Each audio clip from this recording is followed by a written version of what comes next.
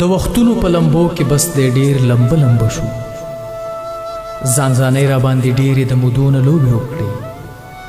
پس دی نور دا نفرتونه له زړګو ویستل پکار دي، محبت کول پکار دي، محبت کول پکار دي. د شعور ژبه مو ګونګه ضمیرونه قتل شوي، د خپل ځان نه خبر نه یو چې موږ څه او موږ څه شو. د قامي وجود احساس مو نفرتونه دی وجلی، خود غرضه د غرضونو په ټولګو کې وویشلي.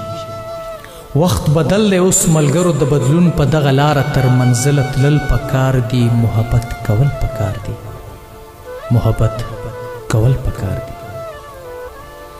بس ته ډیر ویني توی شوې، ډیر پیغلې شوې سرتورې، حجرې ورانې ګودر شاړ شو، جوماتونه شهیدان شو، ماشومان یتیمان پاتې، مکتب وران مدرسې ورانې، د وحشت دغه تیارې اوس له زړګو ویستل پکار دي، محبت کول پکار دي، محبت کول پکار دي. په ټوپک اوس نه بدلیږي د قامونو تقدیرونه، نن خبرې په هر لوري د کتاب او د قلم دي.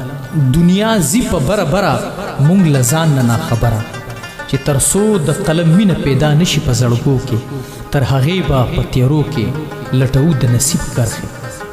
نن د علم مشال لاس کې د منزل په لوري تلل دي، دا بوتان د زمانې ټول ماتول دي، غورځول دي، د لر او بر ترمنځه نفرتونه ختمول دي. دې تالا والا پښتون ته خپله لار ښودل پکار دي، محبت کول پکار دي، محبت کول پکار دي. زی چې ټول یو جرګه شو، لاس د مینې یو تر بله خپه نه را باندې ورکړو، چې معنی مو د خوبونو په رڼا کې شي بدلې، چې خورې شي په مخونو نوې نوې خنداګانې، چې ویرونه ماتمونه مو د ناز د خولې ټپه شي.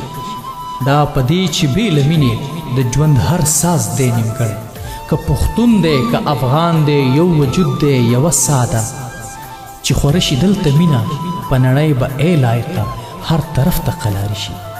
هیڅ لکر کې نه جوړیږي، د غراز منل پکار دي، محبت کول پکار دي، محبت کول پکار دي.